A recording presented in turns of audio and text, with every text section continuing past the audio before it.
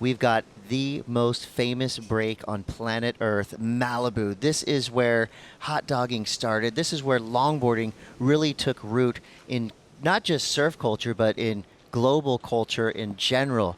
I mean, we're talking Gidget, Mickey, Dora, everything. Big Wednesday, it all went down right here in Malibu. And we're going to make history there again. Here is your original Sprout Malibu Longboard Championship, brought to you by Tractor Beverage Co. Your women's bracket is looking strong. Yeah, absolutely. And of course, that first match there with Chloe, Rachel, Mason, the winner will surf against Honolulu and Alice, and then going on to those woman-on-woman matches against Sophia and then against Soleil, and then that best of three against Khalees, who has that #1 seed.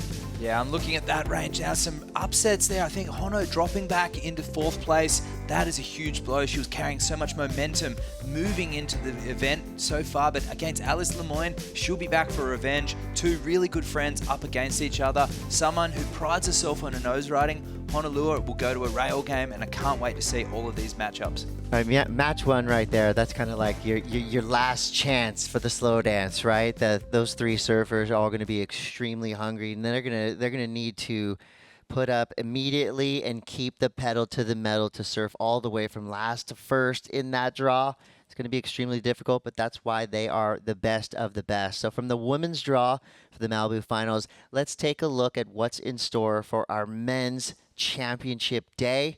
This one is equally stacked. Of course, the superstars of longboarding are all here. Match #1, Eduard Del Perro, JR, and Tony Silvani. That's going to be a scrappy one for sure. Only one surfer will make it through into match 2, where they'll meet up with Declan Whiten, Ben Skinner, and then you see Taylor Jensen, Kai Salas, and Caniela Stewart. Taylor Jensen coming into this contest in that #1 spot. He said in a post-heat interview, look, you want the highest seed possible to surf as less times as possible on that day.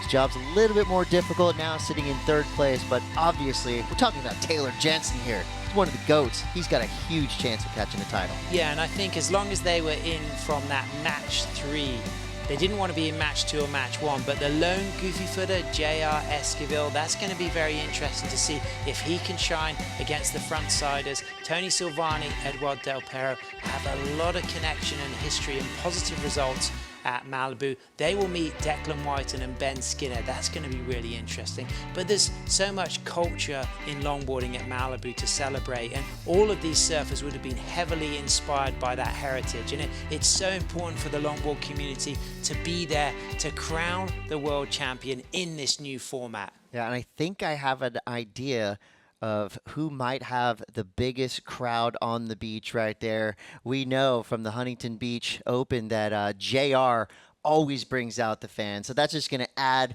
to that electric atmosphere. Malibu already has it. The atmosphere at Malibu is always awesome, unique, weird, cool, but that day is going to be extra special. It brings that beach boy feeling that JR is so used to feeling in the Philippines, and Caniela, likewise with Johnny at Waikiki, and those guys are going to be feeling the joy. They're going to be surfing through the rounds. Caniela would probably enjoy to have surfed a couple of rounds and really get some motivation. But I think JR, he'll look at that and he'll look at it as an opportunity to get experience at Malibu. And guess what? Surfing the world's best longboard wave with just 3 people out, that's pretty cool. The ultimate consolation prize. They've earned that spot, so they've earned their chance to surf one of the world's best waves with no one out. Potentially 5 times, no one knows. And such a historic place. Going back to the Chumash Indians, Humalahu, which means place where the surf sounds loudly. There's all of that cultural, spiritual significance of the place, and they're moving into the 50s and 60s generations who pioneered all of that incredible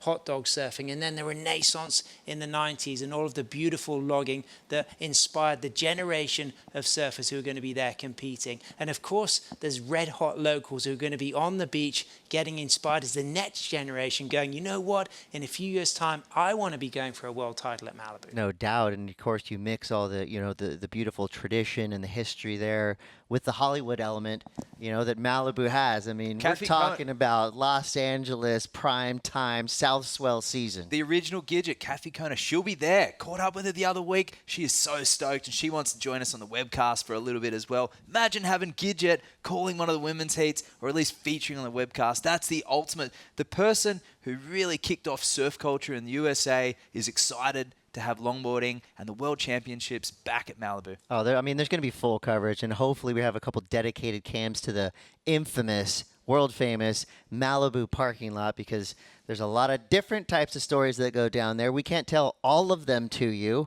or else we'd get kicked off the air. But trust us when we say it's going to be interesting in and out of the water. And of course, what's going to be the spotlight, what's going to shine the most is the amazing abilities of our men and women who have qualified for the Malibu finals. We're going to see extended long nose rides, big turns. I mean, I think that Surf City El Salvador is actually the perfect primer, right? They're warmed up at a right-hand point break, so you know good things are going to happen. They've been practicing their soul arches to lock those tens in and bend those backs and maybe lift those arms. But a lot of people now like to keep those arms down, and that's a big feature I've noticed this week, Chono, in El Salvador at El Sunzel, is a lot more composure with the upper body with this young generation. Not arms flailing, but arms in use when it's necessary. And that word control in the criteria is a big part of that. Obviously, style, flow, and grace. It's not a nose riding competition. This is traditional longboard surfing, and that embodies the tail, the middle, and the nose for many years. In fact, high-performance longboarding is 35 years old, and for a large portion of those years, the midsection of the board went missing because they were guys who came from shortboards onto longboards. This generation don't care. They ride them all, and they want to surf a longboard in this fashion. The judging panel will be ready to adjudicate these surfers from start to finish, and I can't wait for a beautiful show.